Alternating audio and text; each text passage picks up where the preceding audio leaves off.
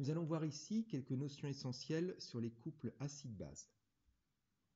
Une espèce chimique qui peut perdre un proton est un acide.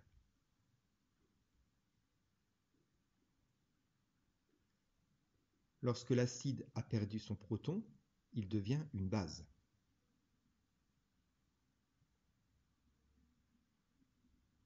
L'acide et la base ainsi formés font ce que l'on appelle un couple acide-base.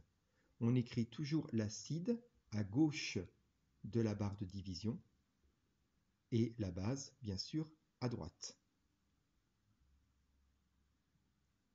La base, ainsi formée à partir de l'acide, s'appelle la base conjuguée de l'acide. On peut donc écrire que l'acide donne une base plus un proton. C'est ce que l'on appelle la demi-équation protonique du couple acide-base. Maintenant, nous allons voir comment différencier la base de l'acide. Prenons deux espèces chimiques, CO3 et HCO3-. Et on vous dit que ces deux espèces chimiques forment un couple acide-base. La question que l'on se pose, c'est qui est l'acide et qui est la base? Pour répondre à cette question, c'est simple. Il suffit de se dire qui, en perdant H+, devient l'autre. Ce qui sera alors l'acide et cet autre sera alors la base. On peut aussi regarder la demi-équation protonique.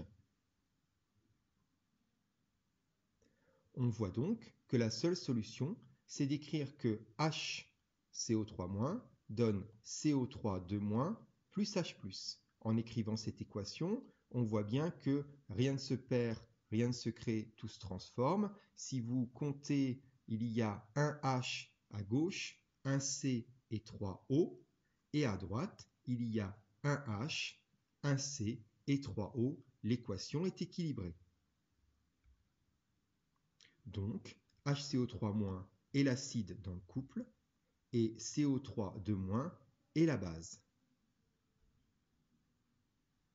On voit bien que HCO3-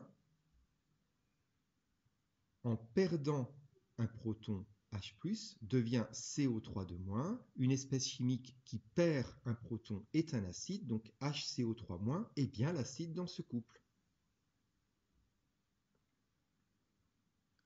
Maintenant, un couple acide-base peut réagir avec un autre couple acide-base.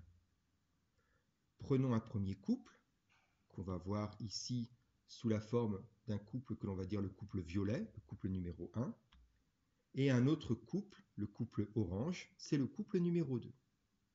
Donc le couple numéro 1 est formé d'un acide et d'une base, le couple numéro 2 est formé d'un acide et d'une base.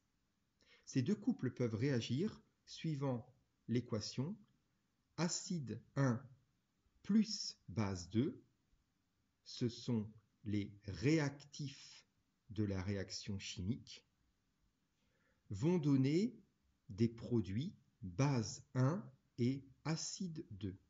Et cette réaction est ce que l'on appelle une réaction acido-basique.